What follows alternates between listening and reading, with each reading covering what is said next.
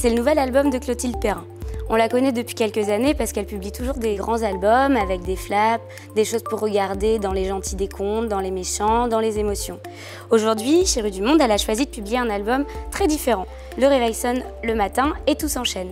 On cherche les vêtements, on avale un petit déjeuner, un café, on court prendre le bus, puis le train, puis le bateau, puis la fusée. Tout s'enchaîne très vite jusqu'au moment où elle a raté la fusée et c'est le moment où elle va pouvoir prendre le temps de faire le chemin inverse. Regarder les coccinelles, un escargot qui s'endort. Ce qui est super chouette dans cet album, c'est qu'on est entraîné par le ton. D'abord, tout s'enchaîne. Ça monte, ça monte, ça monte, ça monte. Et puis avec la fusée, d'un coup, on redescend. Et c'est le moment aussi où nous, on va prendre le temps de regarder tous les petits détails dans le dessin de Clotilde Perrin.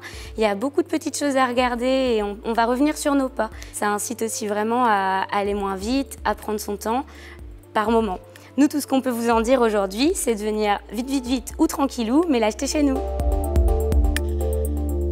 100 ans, tout ce que tu apprendras dans la vie, c'est un livre qui est écrit par Eke Faller et illustré par Valerio Vidali. Il est coédité par les éditions du Sous-Sol et du Seuil. Alors 100 ans, en fait, c'est un livre dans lequel chaque double page va être consacrée à un âge. De 0 à 99 ans et ça reprend les émotions, les apprentissages, les découvertes, finalement tout ce qui va jalonner une fille. Ça peut aller de l'émerveillement aux premières joies, aux premiers chagrins.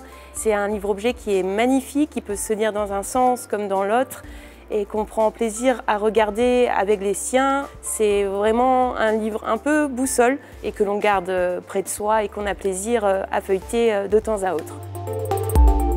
Soif d'Amélie Nothomb aux éditions Albin Michel. C'est le roman que j'ai envie de conseiller à Noël, accompagné d'un carnet pour noter les nombreuses phrases à méditer dont Amélie Nothomb a le secret. C'est un conte plus qu'un roman dans lequel elle donne la parole à Jésus-Christ, à la première personne, rien que ça. On le suit dans ses derniers instants, ses derniers jours. Un texte très philosophique, mais très universel, très contemporain. On suit ses pensées. Le talent est dans les détails. Il n'y a pas un mot de trop dans ce texte, comme son titre, Soif.